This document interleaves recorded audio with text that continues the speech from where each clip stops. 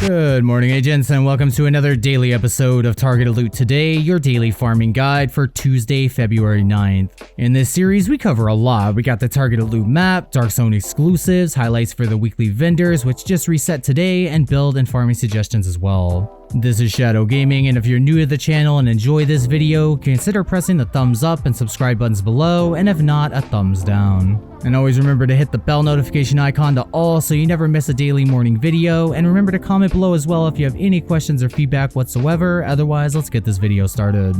Alright guys, so starting off in the Dark Zones and of course vendor reset highlights, which are always in that big bottom left overlay. They just reset today, and I highly recommend getting the Orbit with Perfect Finisher in DZ South and the Carnage with Perfect Sadist in the DZ East area. As for DZ West, you got Tip of the Spear. I really don't recommend Tip of the Spear either way, especially if it's in the Dark Zone, so let's go check out the South and East side now.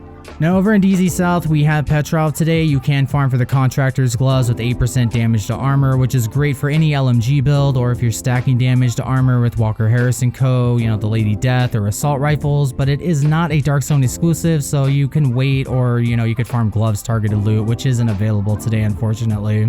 And then lastly, we got DZ East Assault Rifles. There is a Dark Zone exclusive, the Rail Splitter with Perfect Accurate, which gives you 50% extra accuracy and makes it pretty much a laser beam. And I really like it on the True Patriot build, SMG build that I have, but I just swap out the Sokolov chest for a Fenris piece. Otherwise, you can farm for the Chameleon with Adaptive Instincts in the Dark Zone as well, or the Capacitor if you've already gotten it from completing 5 summit challenges. Otherwise, there's a bunch of other named ARs that drop in and outside the Dark Zone that are in the bottom left overlay. I definitely recommend the Test Subject, the Burnout, and the Mechanical Animal. Those are probably my favorites. Let's go check out the North Side Innovative Missions now.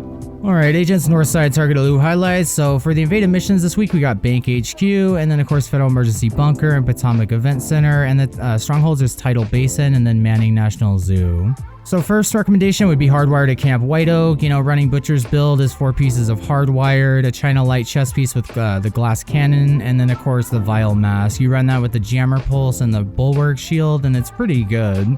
Next up, we got Walker Harris & Co. at Coney Island Ballpark. You can of course farm for the Chain Killer chest piece with Perfect Headhunter, which is going to deal 150% of your last killing blow, so that's about 20 million a headshot with the Mantis. Now next up, I'd recommend Ongoing Directive at Coney Island Amusement Park. I always recommend 2 bleed damage builds, and of course I run the Carnage with Perfect Sadist, which you can get the DZ East vendor this week, and then of course the Scorpio Exotic Shotgun with Septic Shock for both of these builds. So the first one, if you have Ridgeway's Pride, mix that with 4 pieces of Ongoing Directive, and then the Anarchist Cookbook with Perfect Wicked, since we can no longer use the Eclipse Protocol backpack all by itself anymore. And then of course the second one is 4-piece Ongoing Directive, a Badger Tough backpack with Creeping Death talent, and then the Vial Mask. Both of those are really good, especially if you have the Ridgeway's Pride. I'd recommend running that one. And speaking of Ridgeway's Pride, you can farm for it here at the Manning National Zoo if you've already completed the project, or if someone was, you know, willing to share it with you. That's why I always recommend that you let your teammates know what you're farming for and vice versa. And you can farm for the Tardigrade exotic armor as well. It's great for support in your team. And Kinley College is open now for 6 days and 15 hours as of this recording. The summit, you pick your own targeted loot. Otherwise, let's go check out what we got on the west and east sides of Washington, D.C. now.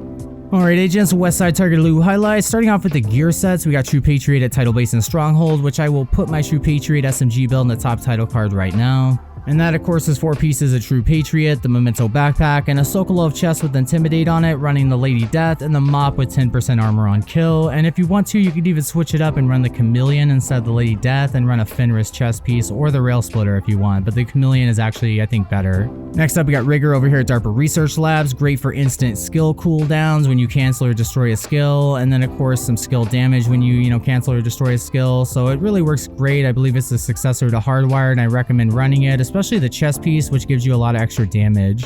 And then of course we got Foundry Bulwark at Potomac Event Center. Now remember that the chest and backpack are Iron Horse raid exclusive, so keep that in mind when farming for it. Otherwise, I'd highly recommend farming, for the Emperor's Guard knee pads with 1% armor regen and some Bellstone armory. Just stack armor regen into this Foundry Bulwark build with 4 pieces, and it's going to be a great tank set. For normal targeted loot, we'll start with masks at Roosevelt Island. You can of course farm for the Coyotes mask, which is great for DPS builds, and only one player needs to be running it in any team and everyone gets the benefit from it. And then the Vile mask is great for status effects and skill damage, and if you use the Demolitionist specialization, it will increase the damage of the debuff as well. Next up, we got Golan gear at Foggy Bottom. You can farm for the Anarchist Cookbook with Perfect Wicked here. That's going to give you 18% weapon damage for 27 seconds after applying a status effect, and is perfect on that ongoing directed bleed damage build. And then of course we got shotguns over here at DCD HQ. There's two exotics, the Sweet Dreams with the Sandman talent where you can melee one-hit kill any red or purple barred enemy, and that's every 15 seconds. And the second is the Scorpio with Septic Shock, which is rewarded at Season 4 level 55, and then you can just straight up farm for it.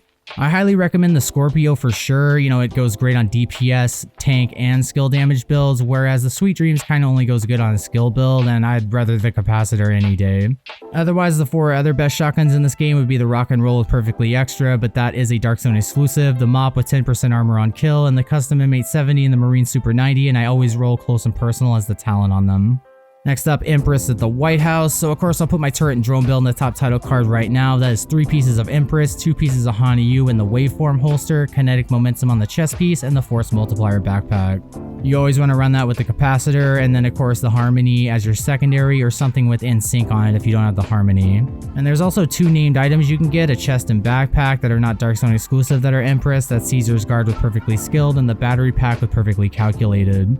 And next up we got Providence Defense at Downtown West. You could of course farm the Sacrifice with Perfect Glass Cannon, amplifying all damage you deal by 30%, but amplifying all incoming damage to you by 60%. So you shred like paper, but vice versa, you shred them like paper as well. It's really risky, and I really just prefer using Intimidate or Obliterate, but it's your call on what you want to do, and it's great on skill builds and DPS builds. Next up, we got backpacks at West End. So of course, anyone looking for that Memento with kill confirmed, this is your day to grab it without having to go to the summit, or the Acosta's Go bag with one in the hand. Both of them I definitely recommend. The Memento for sure, I think every agent should have a pair of. Now of course, you just have to farm backpack targeted loot, that's it. There's nothing special about it from the Memento. And last but not least, we got Bellstone at Federal Emergency Bunker. You can farm the Everyday Carrier Perfectly Efficient chest piece, which is not a Dark Zone exclusive, unlike the Liquid Engineer with Perfect Bloodsucker, but I normally have never even used it before, so comment below if you have and let me know if it's worth it. And really, that's all I recommend for the west side. Let's now go check out what we got on the east side, guys. Alright agents, east side targeted loot highlights. Starting off with the gear sets, we got Aces and 8s at Jefferson Plaza. Great headshot gear set. So I mixed 3-piece Aces and 8s, 2 pieces of Aralda Holding, one being a backpack with Vigilance, or you can use Composure, and the Chainkiller chest piece with Perfect Headhunter, running the Mantis as your primary, and Ekin's Long Stick with Perfect Ranger. That's going to get you over 20 million a headshot, especially when fully stacked, and if you run the Nemesis, I believe it gives you about 50 million a headshot, but you got to charge that shot all the way up. And then of course over here we got Hunter's Fury at Jefferson Trade Center. A little side note, you can get Coyote's mask to drop if you're lucky from Coyote, the boss at the end of this mission. Otherwise, I highly recommend my Hunter's Fury build, which I will make sure to put in the top title card right now. That is 4 pieces of Hunter's Fury, the Death Grip gloves, and the Memento backpack, and you're going to run the Dark Winter and the Scorpio with that. And I got an alternative as well for more damage. Either way, I always run 3 armor cores, 4 weapon cores, and a skill tier from the Memento backpack. The second one is 4 pieces of Hunter's Fury, and then you got the Memento backpack and a Sokolov chest piece with Obliterate, my favorite, or you could use Intimidate. And then I use the same weapons, Dark Winter and the Scorpio. You could also use the Apartment, a Vector with Killer on it. That's kind of the alternative to that. For normal targeted loot, let's start with submachine guns in the southwest area. You got 3 exotics, the Lady Death, which you could just straight up farm for, the Chatterbox, which I have a quest, it's a quest only one. I have a 5-minute video that, shows how to do that really quickly. I'll put in the top right card now, and the Backfire, which, you need about 90% hazard protection to run it. And always remember the Dark Winter and the Apartment are Dark Zone exclusive, so keep that in mind when farming for it. Otherwise, use the global event shop to get named item caches and run these weekly projects as well, as they reward sometimes a named item, so keep that in mind as well. But there is 2 named submachine guns in the light zone that I recommend farming for. That'd be the Grudge with Perfect Vindictive and the Safety Distance with Perfect Outsider. Those are both really great submachine guns, just on their own respective builds. And then of course we got Ela Guard over here at Air and Space for you shield build users, and if you need some extra crit hit chance, definitely run this on Legendary for the best, possible rolls. And then of course we got MMRs at East Mall. Now I really like East Mall, it's got 4 control points back to back. You can of course straight up farm for the Mantis, which I think is better than the Nemesis. The Nemesis is the other alternative, but it's a quest only, and it's a really tough quest that you need to get the blueprint from Grand Washington Hotel when it's invaded and crafted at the White House. So otherwise you're gonna have to ask somebody to share it with you if you're farming with someone, or you're gonna have to wait until Grand Washington Hotel is invaded again, and it just was last week. Otherwise, I recommend the Ekim's Long Stick with Perfect Ranger and the White Death. Both of those are great named MMRs that do drop outside of the Dark Zone. Next up, we got Badger Tough at American History Museum. Now, of course, you can farm the 0F's chest piece with Perfect Unbreakable, which repairs 100% of your armor, and the cooldown is 55 seconds, but you can purchase it at the White House vendor actually this week, so if the rolls are good enough for you there, definitely pick it up. I run mine with 170k armor and then crit hit chance and crit hit damage. Next up, we got Overlord at Federal Triangle. You can, of course, farm the Fox's pair of knee pads. That's going to give you 8% damage targets out of cover, which is multiplicative damage, the best type of damage in this game, especially paired with 10% of damage targets out of cover on any of your weapons. And remember, whether it's a rifle build or not, it just doesn't matter. It's great on any DPS build. I just normally don't run it on my Hunter's Fury or True Patriot because I'd rather the Memento. And then of course we got holsters at Judiciary Square. There's 3 exotics, the Waveform, which comes at season level 4, level 90, and then you got the Dodge City holster and the Imperial Dynasty holster. Now the Waveform is great for giving you skill damage every 10-15 seconds and alternates between your left and right skill, and then the Dodge City is great for headshot damage builds and pistol builds, and of course the Imperial Dynasty is great for the Eclipse Protocol build that I always use and talk about. And you could farm that in New York City today, Eclipse Protocol. It's definitely worth it for skill damage and status effects. And then of course you could also farm for the Forge holster that gives you 50% extra shield health, which is equivalent to a whole skill tier worth of shield health to you. And the last 2 is of course Hana at Grand Washington Hotel. Everybody knows the Force Multiplier backpack with Perfect Combined Arms, always worth farming for. It gives you 30% skill damage, but it only gives it to you for 3 seconds, so you're always shooting. And if you want to avoid that, you could use the Percussive Maintenance backpack with Perfect Tech Support, or just a Hana backpack with Tech Support on it.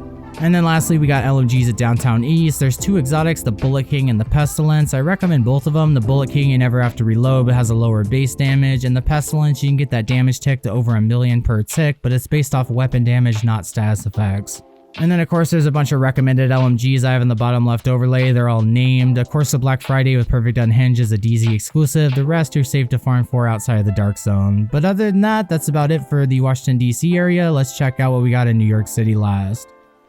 Alright agents, last but not least, New York City targeted loot highlights. Starting off with Financial District area, we got Future Initiative. So remember the chest and backpack are Iron Horse raid exclusive, just like Foundry Bulwark. But what I always recommend to you guys is use an Alpha Summit chest piece with Empathetic Resolve and like a Murakami backpack with Safeguard, and that's a great non-raid exclusive healer build. And then lastly, we got Strikers at Pathway Park. So I only ever recommend running 3 pieces for increased rate of fire and weapon handling for a Merciless build or an LMG build. Otherwise, never run any more than that or the chest and backpack. And I almost forgot, but we got Eclipse Protocol at Stranded Tanker. So remember, my favorite fire damage build, which is in the top right card and bottom left overlay, is 4 pieces of Eclipse Protocol, and then the Imperial Dynasty holster, and 1 piece of Golan gear for that extra 10% status effects. I always run it with the Stinger Hive and the Firestarter Chem Launcher, and you could use the Pyromaniac Assault Rifle as well with this.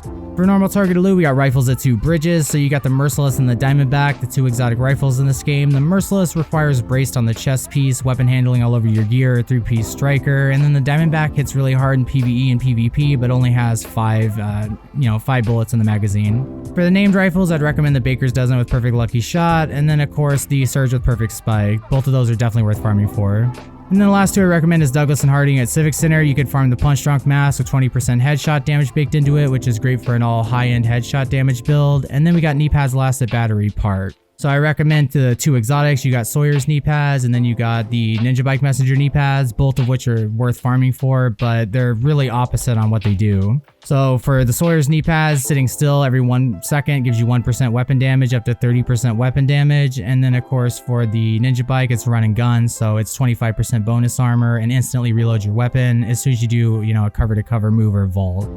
Alright guys, well that was it for your daily farming guide today. I hope you enjoyed the video, and if you did, consider pressing the subscribe subscribe and like buttons below, and if not, give it a thumbs down. If you'd like to become a member for extra support and exclusive perks, you can click the join button below, and thank you and shout out to all my channel members. I really appreciate the extra support. Always remember to check the video description and pinned comment below for, gear and weapon spreadsheets. You got a weekly vendor reset website, my Shadow Gaming merchandise store, Discord server for LFG, and then of course Shadow Crew clan on all platforms. Anyway, be sure to stay tuned for more daily Division 2 content. This is Shadow Gaming signing off. I will see you in the next video. Take care, agents.